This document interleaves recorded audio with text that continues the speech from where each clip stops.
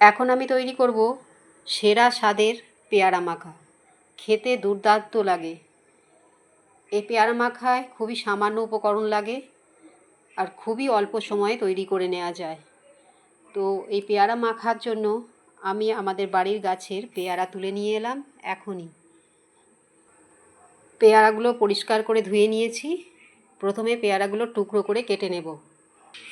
পেয়ারা টুকরো করে কেটে নিয়েছি। এবার একে একে সমস্ত উপকরণগুলো মিশিয়ে নেব।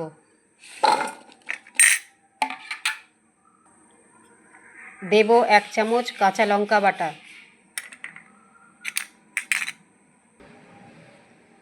স্বাদ মতো বিট লুন, হাফ চামচ মতো চাট মশলা।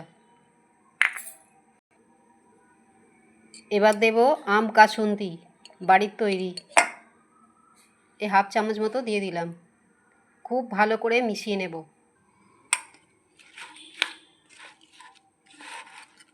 খুব ভালো করে মিশিয়ে নিয়ে 15 মিনিট মতো রেস্টে রেখে দেব ঢাকা দিয়ে। 15 মিনিট হয়ে গেছে, এবার ঢাকাটা খুলে নেব।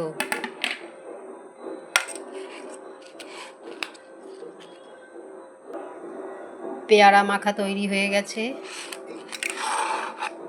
এই যে পেয়ারা পাতায় পেয়ারা মাখা।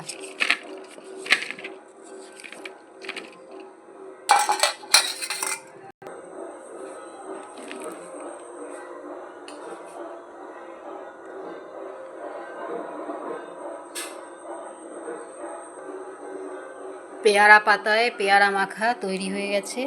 ভিডিওটা এখানেই শেষ করলাম।